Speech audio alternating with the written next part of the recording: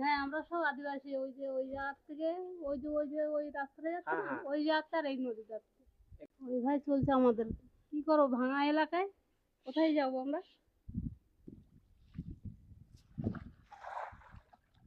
কাকু জাল বুনছে, কিভাবে জাল বনে আপনাদের একটু দেখাই। এই যে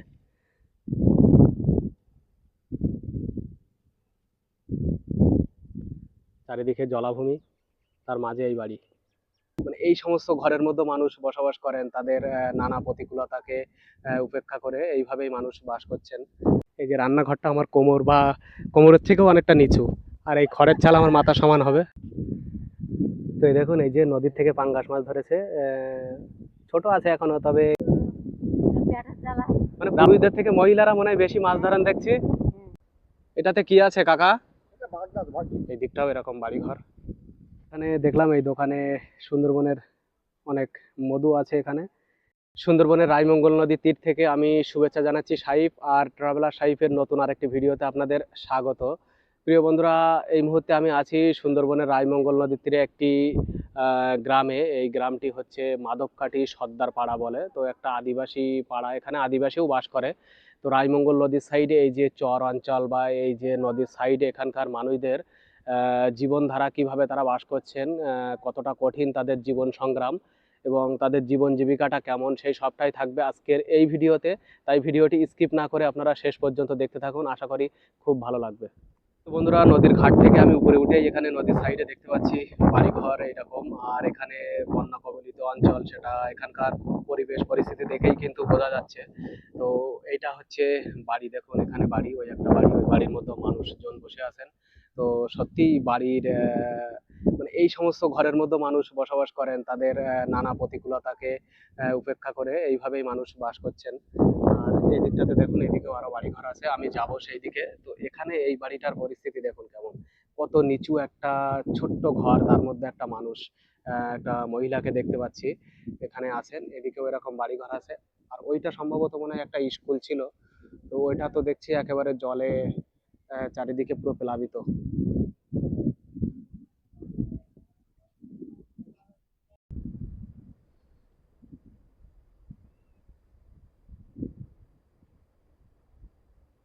মাথায় করে একজন ব্যক্তি দেখছি কি নিয়ে যাচ্ছেন, সম্ভবত মাছ আছে ওটাতে।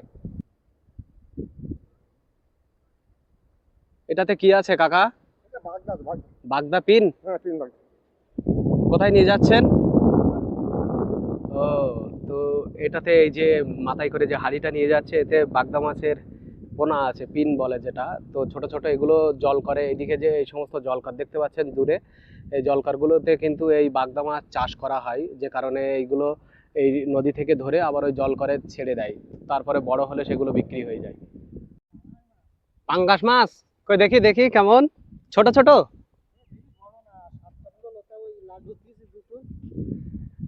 তো এই দেখুন, এই যে নদীর থেকে পাঙ্গাস মাছ ধরেছে, ছোট আছে এখনো, তবে এই জল করে ছেড়ে দেবেন এইবার এগুলো। তা খাওয়া যাবে তো? ও, ভালো লাগবে। খাওয়া ভালোই বড় আছে। চিংড়ি মাছও পেয়েছেন কিছু? তাহলে তো নদীতে তো পাঙ্গাস মাছ পাওয়া যায়, বড় বড় পাঙ্গাসও পাওয়া যায় তো। আপনি ধরেন নদীতে মাছ, আর ধরবেন না, জাল ফেলবেন না আর আজকে? আচ্ছা আসুন, মাছ ধরছেন নদীতে যে কাকা, পাঙ্গাস মাছ ধরেছিলেন। এই যে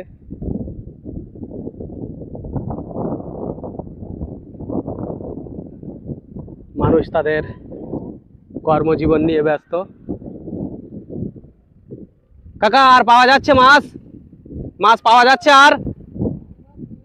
চিংড়ি? কাকা অনেকক্ষণ থেকে মাছ ধরছে নদীতে, আর আগে পাঙ্গাস মাছ পেয়েছিলেন কিছু, এখন বলছে চিংড়ি মাছ পাওয়া যাচ্ছে।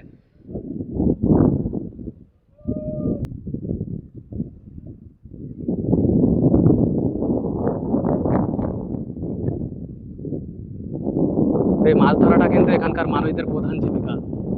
যেটুকানি পায় তাতেই কিন্তু এরা সন্তুষ্ট। ভালো পাওয়া যায়, সুন্দরবনের নদী মানে মাছ কাঁকড়া কিন্তু ভালোই পাওয়া যায়।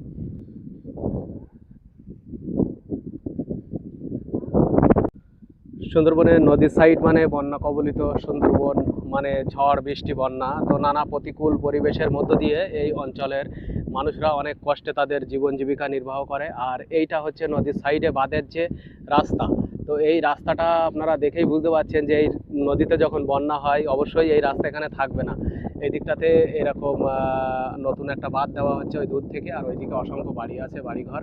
তো আমি যাব ওই দিকটাতে, ওখানকার পরিবেশটাও আপনাদের দেখাবো। বাগদা মাছ, বাগদা যে চিংড়ি, সেই বাগদা চিংড়ির পিন বাগদা, এটা একটা অন্যতম জীবিকা, এই পিন বাগদা ধরা। তো এখানে মানুষ সেই কাজটাই করতেই ব্যস্ত। সকাল বিকাল সন্ধ্যা নারী পুরুষ সকল মানুষে কিন্তু এই পিন বাগদা সংগ্রহ করেন। আর আকাশ কিছুটা মেঘলা কিছুটা রৌদ্র এইভাবেই চলছে। তো বন্ধুরা, আমি যাচ্ছি ওই সাইডে, ওই দিকটাতে বাড়িঘর আছে, ওই সাইডে যাই। ওই দিকটাতে যেয়ে আপনাদের দেখাবো যে কিভাবে এখানকার মানুষরা বাস করছেন এবং তাদের জীবনধারাটা কেমন। বন্ধুরা, আমি এখানে দেখাচ্ছিলাম, এইটা হচ্ছে এখানকার কিছু বাড়ি আছে এখানে নদীর সাইডে একেবারে। তো এই যে ছোট বাড়ি এটা দেখতে পাচ্ছেন, এর মধ্যে কিন্তু মানুষ বাস করে। ওই দিকটা একটা ওরকম ঘর আছে ওইগুলো। আর এইটা সামনে একটা স্কুল, তো স্কুলটার সাইডেও অনেক জল জমে গেছে। সবচেয়ে বড় সমস্যা হয় যে বৃষ্টির সময় এখানে মানুষদের জলের সাথে সংগ্রাম, তারপরে এখানকার বন্যা, ঝড় বৃষ্টি সব কিছুকে তারা মানিয়ে নিয়ে এইভাবে জীবনধারা আহ, নির্বাহ করছেন। তো সেখানে হচ্ছে বাড়ির পরিবেশ সত্যি মানে দেখেই কষ্ট লাগবে মানুষদের যে কিভাবে বাস করেন এই সমস্ত বাড়ির মধ্যে। কত নিচু নিচু ঘর বাড়ি আর খড়ের ছাউনি। এই দিকটাও এরকম বাড়িঘর।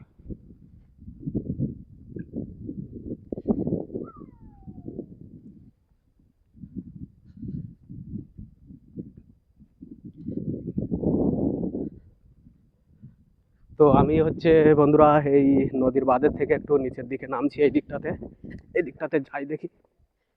তো এখানে এই যে দেখুন ঘরবাড়ির পরিবেশ,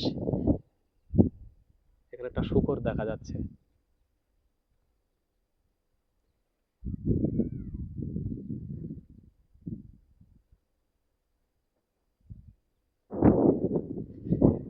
তবে বন্ধুরা, এখানকার এই যে পরিবেশ যতটা অপূর্ব লাগে দেখতে, তাদের কিন্তু জীবন জীবিকা ততটাই কঠিন। মানে এই যে নদীর সাইডে মনোরম বাতাস, এগুলো তো অবশ্যই ভালো লাগে, কিন্তু মানুষদের কষ্টের কিন্তু শেষ নেই। এখান থেকে বন্ধুরা এই নিচের দিকে নেমে চলে এসেছি। তবে ভগ্নদশা মতো বাড়িঘরের পরিবেশ। আর এদিকেও দেখছি বাড়ি আছে এখানে, দেখুন কি অবস্থা। তবে ওই পিছনে একটা গাছে খেজুর হয়েছে খুব সুন্দর।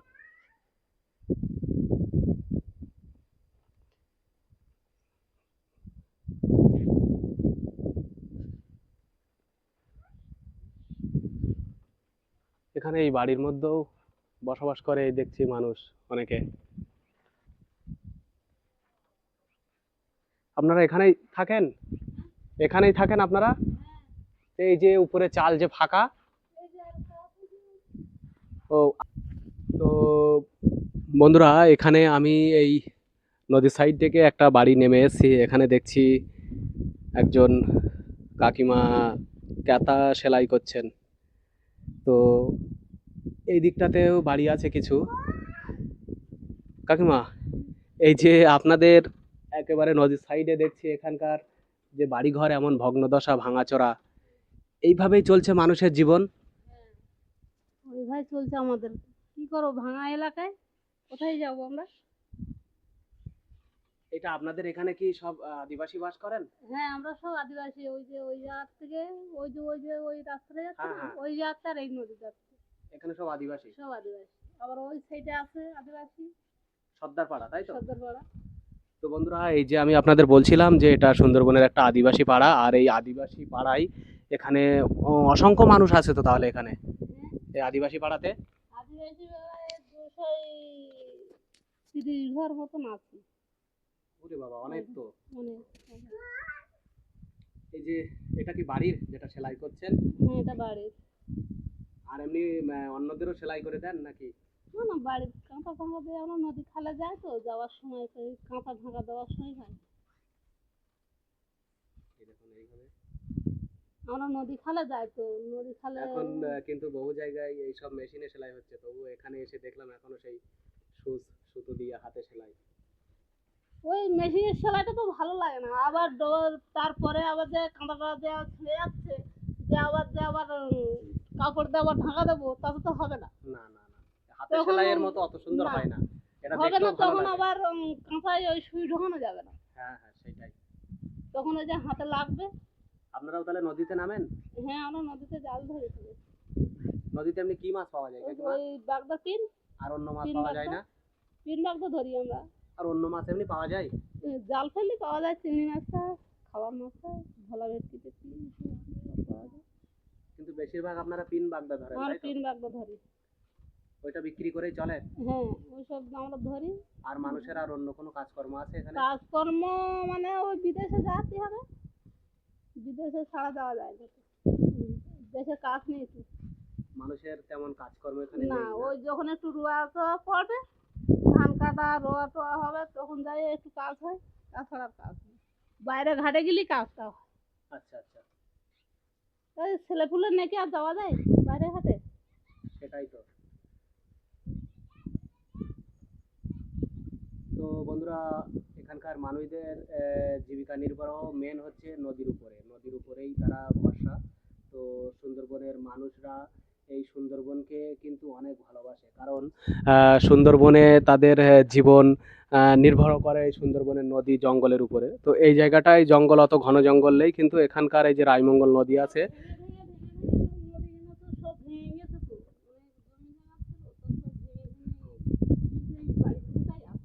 ভেঙে ভেঙে নদীতে চলে গেছে সব। রাস্তা তো করছে, তা না করতে পারলে কি করবে? রাস্তা থাকছে না তো, তোলা ভাঙনেই তো নেই হ্যাঁ, যাচ্ছে। আসলে প্রচুর জোয়ার ভাটা হয় হ্যাঁ, বন্ধুরা এই জোয়ার নদীতে। ভাটা হয়। এতটা জোয়ার ভাটা হয় যে জোয়ার ভাটার প্রভাবে নদীবাঁধ তেমন ভাবে থাকে না। তো বন্ধুরা, এই যে সামনে ওখান দিয়ে একটা রাস্তা দেখা যাচ্ছে, ওই রাস্তার ওখান থেকে একেবারে এইদিকে এই ঘাট রেখে আরো ওই কিছুটা দূর পর্যন্ত এই পুরোটা হচ্ছে এই মাধবকাঠি আদিবাসী পাড়া। তো এখানে অসংখ্য ঘর আছে, 200-200-ও বেশি। এখানে ওই কাকিমা বলছিলেন যে 200-ও বেশি ঘর আছে, এখানে মানুষ বাস করে। নদীর সাইডে অসংখ্য মানুষ, অসংখ্য ঘর এবং প্রচুর মানুষ বসবাস করেন। এই প্রতিকূল পরিবেশে তারা এইভাবে জীবন জীবিকা এইভাবেই তাদের চলে যাচ্ছে। ছোট ছোট নিচু নিচু ঘর বাড়ি, এর মধ্যেই মানুষের বসবাস। এইরকম ভাবে মানুষ তাদের জীবনকে এই পরিবেশেই মানিয়ে নিয়েছে, এইভাবেই তারা বাস করছেন এই পরিবেশে। কি পেলেন? কত হাজার মাছ পেলেন? 2000? কত দেবে কাকিমা? 2000? 1000? তাহলে তো অনেক কম তো দাম। এইভাবে কি একাই ধরেছেন 2000? যাক, কাকিমা লজ্জা পাচ্ছে বন্ধুরা। তো এইভাবে অনেকে ক্যামেরার সামনে সেইভাবে কথা বলতে পারে না, লজ্জা লাগে। তবুও বলছেন 2000 মাছ পেয়েছে। এদিকে আরো একজন কাকিমা দেখছি আসছেন, সকাল থেকে ধরছেন হয়তো মাছ, আর এখন জোয়ার বাড়ছে বলে আর থাকবে না। আর ধরবেন না মাছ? জোয়ার বাড়লে আর পাওয়া যায় না মাছ, বলুন? তখন তো স্রোত হয় বিরাট। আবার তাহলে সন্ধ্যাবেলা নামবেন? এই যে এতক্ষণ জলে থাকেন কাকিমা, কষ্ট হয় না? দাঁড়ান দাঁড়ান, একটু দাঁড়ান। এই যে সর্দারপাড়া ঘাটে এসেছি, তো এইটা পুরোটাই তো আপনাদের এখানে সর্দারপাড়া, তাই তো? তো এখানে অসংখ্য মানুষ তো থাকছেন আপনারা। এই যে পরিবেশ এখানকার, এইরকম নদীবাঁধ ভাঙন দেখছি প্রচুর, আর এই যে এরকম ছোট ছোট ঘর বাড়িতে। তো এইভাবে ঝড় বৃষ্টি বন্যার সময় আপনাদের বসবাস কেমন? ব্লাড সেন্টারে? আর এখানকার মানুষদের জীবিকা কি এই মাছ ধরা? মানে পুরুষদের থেকে মহিলারা মনে হয় বেশি মাছ ধরেন দেখছি। ক হাজার মাছ পেলেন? আজকে কত পেলেন আজকে? ও, এখনো গোনেননি না? তো বন্ধুরা, এইদিকে সবাই কিন্তু উঠে আসছে, এই যে দেখুন এখানে সবাই এইভাবে জোয়ার লেগে গেছে বলে উঠে যাচ্ছে। তো এই যে রায়মঙ্গল নদীতে নামেন, ভয় লাগে না? এই যে নদীতে তো বিরাট ঝড় তুফান হয় দেখছি। হ্যাঁ, সেটা অবশ্য ঠিক। ওই ওখানে আছে মাছগুলো সব, ওখানে মাছগুলো রাখা আছে ওখানে। তো বন্ধুরা, আপনারা দেখলেন যে নারী পুরুষ সবাই কিন্তু এরকম মাছ ধরেন এই নদীতে। তো বেশিরভাগ নারীরাই মাছ ধরেন, আর পুরুষ মানুষ অনেকে বাইরে থাকে, তো তারা বাইরে থেকে টাকা ইনকাম করেন, আর মহিলারা বেশিরভাগ এই নদীতে মাছ ধরেন। তো এখানে দেখুন সবাই জোয়ার লেগে গেছে, সবাই বাড়ি ফিরছে এইভাবে। মাছ পেলেন? কতটা হয়েছে গোনেননি এখনো? তো সবাই বলছে গনিনি। ওই প্রথম যিনি বললেন উনি বললেন 2000 পেয়েছে, আর অনেকে বলছে এখনো মাছ গনিনি। তো আমি সামনে আরো যাচ্ছি, সামনে যেই ওখানে আরো কয়েকজন উঠে আসছেন, তাদের সাথে কথা বলি দেখি। তো আমি যখন এখানে এসেছিলাম বন্ধুরা, তখন কিন্তু ফাটা ছিল, আর দেখতে দেখতে মুহূর্তের মধ্যে জোয়ার লেগে গেল। তো জোয়ারের সময় এই নদীতে থাকা যায় না, কারণ প্রচুর স্রোত হয়। তবুও মানুষ কিন্তু সব ভয়কে উপেক্ষা করে এই নদীতে নেমে মাছ ধরেন।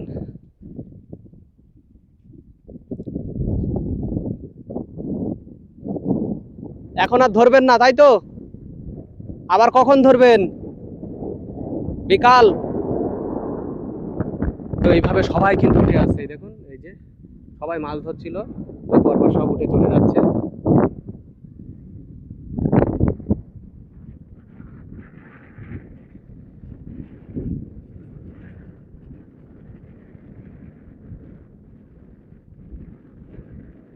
মানুষ তাদের জীবিকা নির্বাহে ব্যস্ত, মানুষ তাদের জীবিকার জন্য এই নদীতে নেমে পড়েন। এই মাছগুলো আপনারা কোথায় বিক্রি করেন বৌদি? ব্যাপারী এসে নিয়ে যায়? এখন কত করে দেবে আপনাদের 1000 পিস মাছ? পোনা 150 টাকা? অনেক কম বলুন। কি মাছ এসব বড় পাওয়া যায় না এই নদীতে?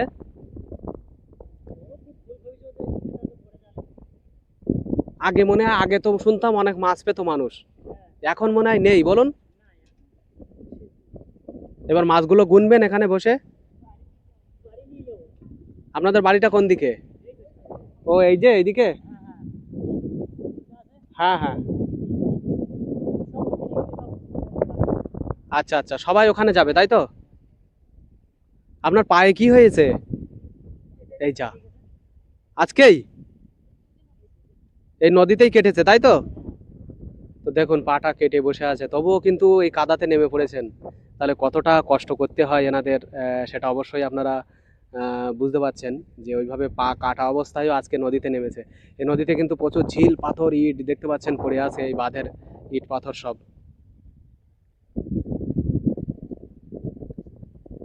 নদীতে আপনারা নামেন, এই নদীতে মানে কামট কুমির এসব আসে না এই নদীতে? দেখেছেন কখনো আসতে?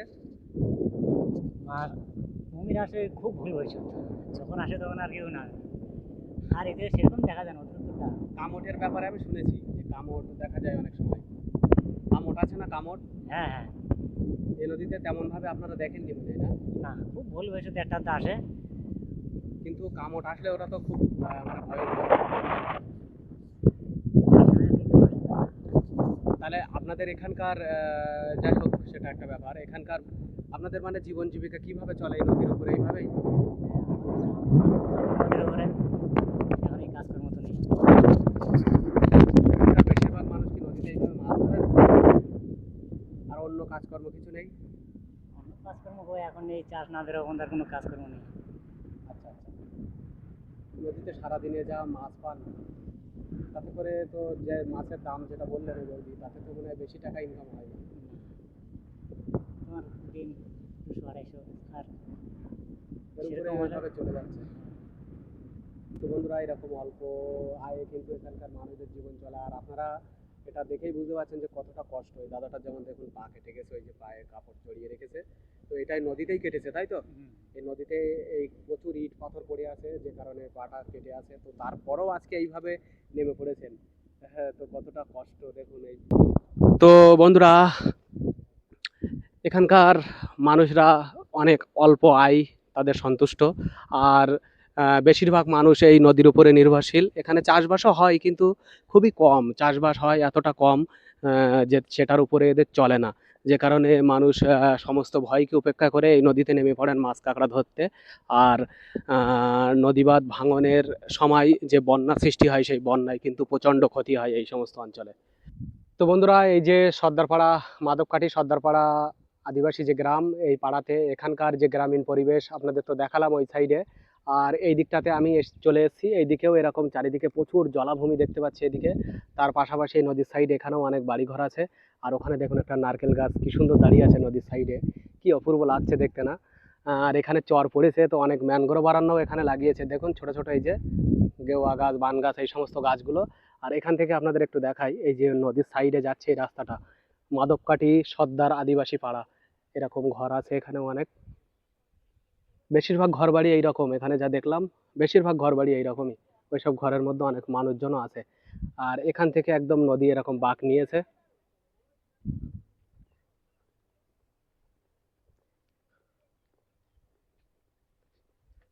সেই জলাভূমির মাঝেও দেখুন অনেক বাড়িঘর আছে দেখছি। আর ওই দূরে অনেক বাচ্চারা নদীতে স্নান করছে, আমি আপনাদের দেখাই, এই যে ওখানে দেখুন অনেক বাচ্চারা নদীতে স্নান করছে, কি আনন্দ মজা করে। এই যে এখান থেকে নদীটা অনেকটা বাঁক নিয়েছে, অর্থাৎ এইদিকে অনেকটা ভাঙন হয়েছে, সেই ভাঙনের ফলে নদীটা এরকম বেঁকে গেছে এখান থেকে। তো চলুন আমি এদিকে আরো একটু যাই। এদিকে ওই যে সামনে একটা বাড়ি দেখতে পাচ্ছি, হ্যাঁ, চারিদিকে জলকর, তার মাঝখানে ওই বাড়িটা। তো ওখানে যেয়ে দেখি ওই বাড়িতে মানুষরা কিভাবে বাস করছেন ওখানে। ওই দেখুন ওই যে, এই যে বাড়িটা, চারিদিকে জলাভূমি, তার মাঝে এই বাড়ি। তো এখান থেকে এরকম নামার জন্য এরকম ইট দিয়ে পথ করা আছে, দুই দিকে কিন্তু মাছের জলকর। তো আমি যাচ্ছি নেমে আরো।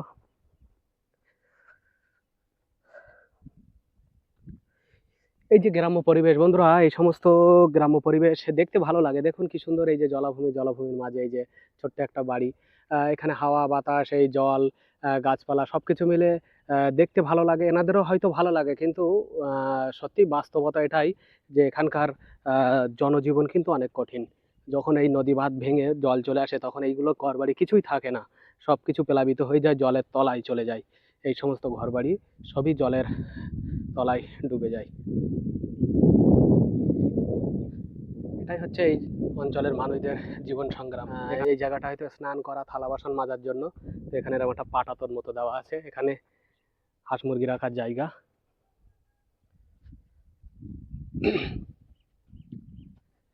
এদিকে দেখি, কাকা কি খবর, কি করছেন, জাল বুনছেন? কাকা জাল বোনা সবে শুরু করলেন না? এই কাকা এখানে জাল বোনার কাজ করেন। এই যে ওই দেখুন অনেকগুলো জাল বুনে রেখেছে, আর একটা জাল বুনছে। তো দেখাই কাকা জাল বোনা কেমন দেখায়। সুন্দরবনের মানুষ মানে কিন্তু মাছ ধরা, আর মাছ ধরা মানে তারা জাল বোনায় অনেক পারদর্শী। এগুলো নতুন বুনেছেন? এ কেমন দামে বিক্রি হয় কাকা? বাহ, একটা জাল বুনতে কতদিন লাগে আপনার? 4-5 মাস একটা জাল বুনতে? তাহলে তো বহুদিন সময় লাগে। ওটা ঘায়লা হচ্ছে। এইটা সবে শুরু করলেন তাই তো? আর এই একটা বোনা হয়ে গেছে, ওটাও বানতে হবে। আর ওইদিকে একটা কমপ্লিট হয়ে আছে, ওই আর একটা বড় জাল। এ কি হাটে তোলেন বিক্রি করার জন্য? বাড়ি থেকে নিয়ে যায়? বাড়ি মানুষ জানে যে আপনি জাল বোনেন এখানে? জানে না? এই দেখুন কি সুন্দর হাতের কাজ, দেখুন এই যে। এটা কি জাল বলে কাকু? শ্যাওলা জাল। শ্যাওলা জাল? আর একটা হয় না কারেন্ট জাল, কারেন্ট, সেটাও আপনি বোনেন? না, কারেন্ট জাল বোনেন না? না, এই যে কারেন্ট জাল লাগানো আছে, এটা লাগানো। হ্যাঁ এইটা। এই দেখুন এখান থেকে ও আচ্ছা আচ্ছা, এই দেখুন কি সুন্দর বুনেছে। এই জালগুলো কিন্তু অনেক সুন্দর, এনাদের হাতের কাজ কত নিপুণ এবং নিখুঁত। তো একটা জাল বুনতে তাহলে কত সময় লাগে বললেন? 4-5 মাস। তো 4-5 মাস বোনার পরে 3,000 টাকা, 3-4 হাজার টাকা হয়তো বিক্রি হয়। এ বাড়িতে আর কে কে থাকেন? আর ওই কাকিমা নেই? কাকিমা কোথায় গেছেন? ও, তাহলে এই যে আপনাদের এই একটা ঘর আর এই সাইডে একটা ঘর, তাই তো? আর এটা কি রান্নাঘর? বেশ, বাহ, খুব সুন্দর আপনার হাতের কাজ, জাল বোনা কাজ অনেক ভালো। তো বেশ ভালো হয়েছে। তো বন্ধুরা, আপনারা মাছ ধরার জাল এখানে পেয়ে যাবেন। অনেকে গ্রামে পুকুর আছে, মাছ ধরেন, তারা কিন্তু সুন্দরবনের থেকে জাল কিনে নিয়ে যেতে পারবেন। ওই জালটা হচ্ছে পোনা মাছ ধরা জাল। কোনটা? ওইটা? আর এইটা? এটা পোনা মাছ, চিংড়ি মাছ, ভেটকি মাছ। সব হবে না? হুম। কাকা এই যে চারিদিকে তো জল, তার মাঝেই তো আপনাদের বাড়ি, তা যখন প্রচুর বৃষ্টি হয় তখন জল উঠে যায় না ঘর বাড়িতে? তা উঠে গেলে করার কিছু নেই। এইভাবে থাকতে হবে বলুন। হুম।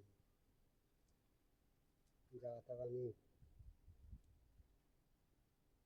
আপনাদের এই বাড়িটা দেখছি একেবারে নিচুতে পুরো। এদিকে আছে অনেক বাড়ি, কিন্তু আপনার তো চারিদিকে জলাভূমি। এই এই এই চারিদিকে এই জলকরগুলো কাদের? এইসব? এটা আমার। এতে মাছ আছে? আছে, চিংড়ি মাছ আছে। বাড়ি খাওয়ার জন্য না? বিক্রি করি। বিক্রি করেন? কোন হাটে নিয়ে যান? গ্রামে ব্যাপারী আছে। আর যোগেশগঞ্জে হাট বসে না আপনাদের এখানে? কালকের হাট হয়ে গেল। যোগেশগঞ্জের হাট অনেক বড় হয়? বিশাল বড় হাট। জিনিসপত্র সস্তা পাওয়া যায় বলুন অনেক, অন্য জায়গা থেকে? দেখি না। হ্যাঁ, এটা তুলে না বানলাম। হ্যাঁ হ্যাঁ, সবকিছু অনেক সুন্দর আপনাদের কাজ। আর এমনি অন্য কাজকর্ম কি কিছু করেন এর পাশাপাশি? বর্ষাকালে রোয়া কাজ করি। ধান রোয়া? আর এই এইদিকে না বাইরে? বাইরে না, এই দেশে। আর ওই বাগদা ধরি নদীতে। নদীতে বাগদা ধরেন? আজকে তো ধরছিল অনেকে, সবাই সকালে আজকে দেখলাম। যাইনি। আপনি জাননি না? এই যে বয়স হয়ে গেছে, নদীতে নামেন, ভয় লাগে না? কি করবো আর, টাকা দিচ্ছিল তা দিচ্ছে না তো। কাকা এই নদীতে কি কুমির, কামড় এসব হ্যাঁ আছে? রে বাবা, সব আছে। আছে না? তা ভয় লাগে না আপনারা ওইভাবে নেমে পড়েন? আর কি করবো। আর রায়মঙ্গল নদী মানে তো অনেক ভয়ঙ্কর। জিনিসটা আমি অন্যদের, আমার গুরুদেব আছে, হ্যাঁ, তার তার কাছ থেকে আপনি কাছে শিখেছেন? বাড়িতে জেঠা বাবা করতো এই যে কাজ, আমার শেখা। ঠিক আছে, হ্যাঁ, শিখতে হয়। অবশ্যই, না শিখলে তো কোনো কিছু স্কুলে হবে যেরকম না। পড়াশোনা করতে গেলে মাস্টার গুরু না ধরলে তো বিদ্যা হয় না। না তাই ওই রকম গুরু ধরে শেখা। আমি কি নিজে নিজে শিখতে পেরেছি? না না, একদমই না, আপনাকেও শিখতে হয়েছে। তাহলে এখন আপনিও শেখাবেন আপনার ছেলেদের বা অন্যদের শেখাবেন, তারাও শিখবে। তো এটা ঘরের পরিবেশ আপনাদের একটু দেখাই। এই দেখুন, এই যে এর মধ্যেই থাকে, এই যে ঘরের সামনে দিয়ে করা, এদিকে এদিকে একটা বাড়ি, এইদিকে একটা ঘর, এদিকে একটা ঘর, এই রেলিং আর খড়ের সামনে দিয়ে করা। এই দিকটা হচ্ছে রান্নাঘর। এই যে কত নিচু দেখুন, এর মাঝখানে এইভাবে ঢুকে নিচু হয়ে যায়, এই যে রান্নাঘর। তো রান্নাঘরটা আপনারা দেখে বুঝতে পারছেন যে এখানে দেখুন, এই যে রান্নাঘরটা আমার কোমর বা কোমরের থেকেও অনেকটা নিচু, আর এই খড়ের চাল আমার মাথা সমান হবে এইভাবে। তো এরকম নিচু ঘর বাড়িতে এনাদের বসবাস। তো এত নিচু ঘর বাড়ি করলে কি আরো একটু ঝড় কম বাঁধে ঘরে? ঘর মধ্যে এই খালের মাঝখানে তো বুড়ে যাওয়ার ভয় থাকে। হ্যাঁ, সমস্যা মেলা। এই চালগুলো এত নিচু করেন কেন?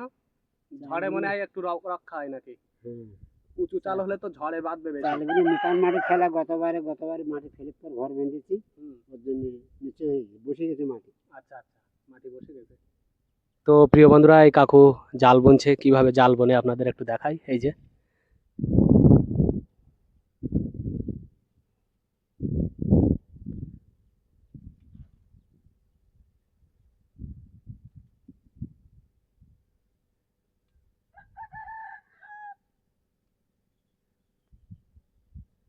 তো এইভাবে কিন্তু দীর্ঘ 2-3 মাস 4 মাস বোনার পরে একটা জাল কমপ্লিট হয়। মাসখানেক না, এটা 1 মাস বুনলে কমপ্লিট হয়ে যাবে। তো এই জালটা 1 মাস মতো বুনলে কমপ্লিট হয়ে যাবে। এই যে শুরু করেছে সবে। ঘাল, তাই তো? ও, ওইটার সাথে জুড়তে হবে। এবার একটা সম্পূর্ণ জাল তো আপনার মনে হয় 2-3 মাস লেগে যায় সম্পূর্ণ পুরো একটা জাল কমপ্লিট হতে। এই দেখুন কত সুন্দর। তো যারা যে কাজ, যাদের ছোটবেলা থেকে বা যে কাজের সাথে যারা যুক্ত, তারা কিন্তু অনেক পারদর্শী সেই কাজে। তো বন্ধুরা, এই যে এই জালটা ওই যে হয়ে আছে অনেকটা, আর এই যেটা বুনছে এর পরের অংশ মানে এইটা ওর সাথে জুড়ে দেওয়া হবে। তো তারপরে আরো থাকবে, তারপরে নিচে আরো থাকবে, যেগুলোতে ওই এগুলো জুড়বে, কাঠিগুলো, তাই তো, জালের কাঠি। তো এই যে এরকম দেখুন, তাহলে কতটা পাটে পাটে কতদিন ধরে এটা করতে হয়। 3টে পার্ট হবে। 3টে পার্ট না? তিনটে 3টে পার্ট হবে জালের। এই একটা পার্ট আছে, আর একটা পার্ট বুনছে দুটো, আর এরপর আরেকটা। ওটা থাকবে মাজায়, এটে হ্যাঁ। এটে। তারপরে হবে ওই মাছ ঢুকবে ঘাল, হ্যাঁ, ওইটা নিচে, নিচে থাকবে, মানে 3টে। আর বাঁধা হবে। বাহ, বেশ ভালো। দেখুন কত হাসি খাটনি কাকুর মুখে। খাটনি আছে। তো এই সবকিছু মাঝেও কিন্তু এনাদের মুখে হাসি ফুরায় না। এই হাসি ফুরায় না বলে এনারা অনেক ভালো আছে, বুঝতে পারলেন? খাটনি এত আছে। বয়সেও কত সবল, কত সুন্দর পরিশ্রমী। দেখুন প্রত্যেকটা মানুষ দেখবেন, আমি নদীতে আপনাদের দেখিয়েছি যে কত বয়স্ক মানুষরাও মাছ ধরছে। সুন্দরবনের মানুষরা কতটা পরিশ্রমী হয়, আর তাদের আসলে না তারা যে জিনিসগুলো খাওয়া দাওয়া করে সেগুলো অনেক তাজা জিনিস, বাড়ির বিনা সারে তৈরি শাকসবজি, মাছ মাংস সবকিছু। তো যে কারণে এনাদের কিন্তু শরীর অনেক ভালো থাকে, আর অনেক দীর্ঘ বয়স পর্যন্ত পরিশ্রম করতে পারে, এটা অনেকটা ভালো। তো এইটা হচ্ছে ওই কাকাদের বাড়ি, এইরকম দেখুন কত নিচু বাড়ি। এই যে এইরকম নিচু বাড়ি, ওদিকেও এরকম বাড়ি আছে, সব পরপর এরকম বাড়ি। আর কত হাঁস চড়ছে এতে, এই জলাভূমিতে।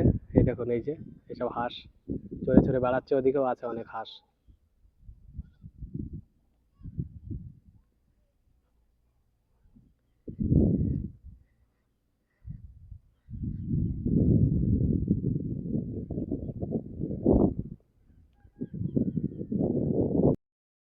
তো বন্ধুরা, এখানে একটা দাদা জাল ফেলে মাছ ধরছেন, এই ছোট ছোট যে জলকরগুলো করা আছে। তো দেখি এই দাদা কি মাছ পাই। চিংড়ি, চিংড়ি তাই তো? হরিণা চিংড়ি, না চামনি চিংড়ি তাই তো, সে ছোটটা।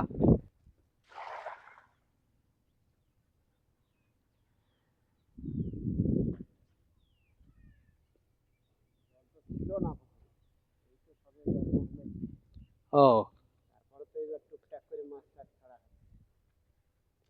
এমনি কি কি মাছ ছাড়েন এইগুলোতে? তেলাপিয়া, পার্শে, চিংড়ি, বাগদা। এইসব তাই তো? তেলাপিয়া গুলো অনেক ছোট ছোট মনে হচ্ছে, সবে ছেড়েছেন তাই তো? না, বড় আছে, ওই বাচ্চা করেছে। হ্যাঁ, দেখলাম, ওটা দেখতে পেয়েছি ছোটটা।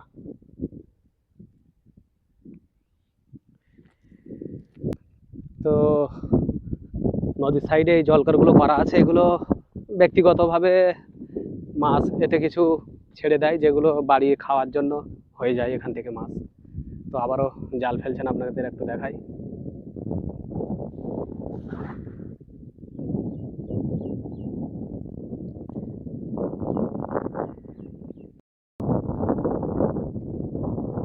যা টুকটাক খাওয়ার মাছটা হলেই তো হবে। নদীতে এমনি জাল ফেললে নদীতে কি বড় মাছ পাওয়া যায়? পাওয়া যায় টুকটাক। সবসময় পায় না। একটা দুটো। এখন তো নদীতে জাল ফেলতে পারবেন না বলুন, জোয়ারের সময় হয় না না? ওই একমাত্র রাত্রে ছাড়া। রাত্রে। তাহলে এই যে সুন্দরবনে এত ভেটকি, ভাঙন এসব মাছ কোথা থেকে আসে?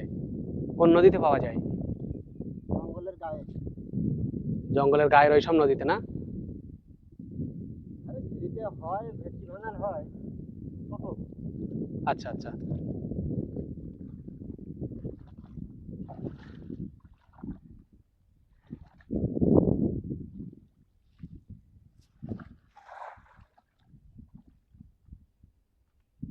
তো বন্ধুরা, এখানে দেখলাম এই দোকানে সুন্দরবনের অনেক মধু আছে এখানে। তো দেখুন এই যে আপনাদের একটু দেখাই। তো এই সুন্দরবন অঞ্চলে কিন্তু এখানকার জলও এরকম মধুর মতো রং দেখায় অনেক সময়। আমি দেখিয়েছি কিছু কিছু জায়গায় জলের কালার এরকম। তো যাই হোক, এটা সুন্দরবনের জঙ্গল থেকে। আপনি কি যান জঙ্গলে মধু কাটতে? জঙ্গলের ওখান থেকে এই সুন্দরবনের পাশে, ওখান থেকে কিনে নিয়ে আসা হয়।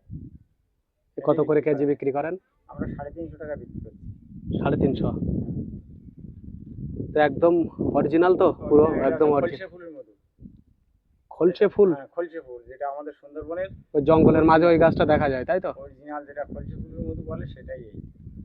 তো বন্ধুরা, এখানে কিন্তু অনেক আছে মধু, আর এই মধু 350 টাকা কেজি বলছে। তো সুন্দরবন অঞ্চলের মধু এর আগে আমি নিয়ে গিয়েছিলাম হেমনগর থেকে। তো খুব ভালো ছিল মধুটা, এটাও দেখে মনে হচ্ছে অবশ্যই ভালো হবে। তো আপনারা সুন্দরবন অঞ্চলে আসলে অবশ্যই মধু সংগ্রহ করে নিয়ে যেতে পারেন। তো বন্ধুরা, এই যে সুন্দরবনের মাধবকাঠি আদিবাসী সর্দার পাড়া, এই পাড়াতে এখানকার মানুষরা রায়মঙ্গল নদীর তীরে, এই যে নদীর চরে কিভাবে তারা বসবাস করেন, তাদের জীবনধারা কেমন, কি তাদের কর্মজীবন কেমন, তাদের বসতি ঘরবাড়ি, সেই সবটাই আজকের এই ভিডিওতে আপনাদের সামনে তুলে ধরেছি। আশা করি আপনাদের অনেক ভালো লাগবে। আজকের ভিডিও এখানেই শেষ করলাম, দেখা হবে আবারও কোনো নতুন ব্লগ ভিডিওতে। ভিডিওটি যারা শেষ পর্যন্ত দেখেছেন অবশ্যই কমেন্টস করে জানাবেন কেমন লাগলো। নতুনদের বলবো চ্যানেলটি সাবস্ক্রাইব করে আমাকে একটু সাপোর্ট করবেন, এবং অবশ্যই ভালো লাগলে ভিডিওটি শেয়ার করবেন। তো আজকে এখানেই শেষ করলাম।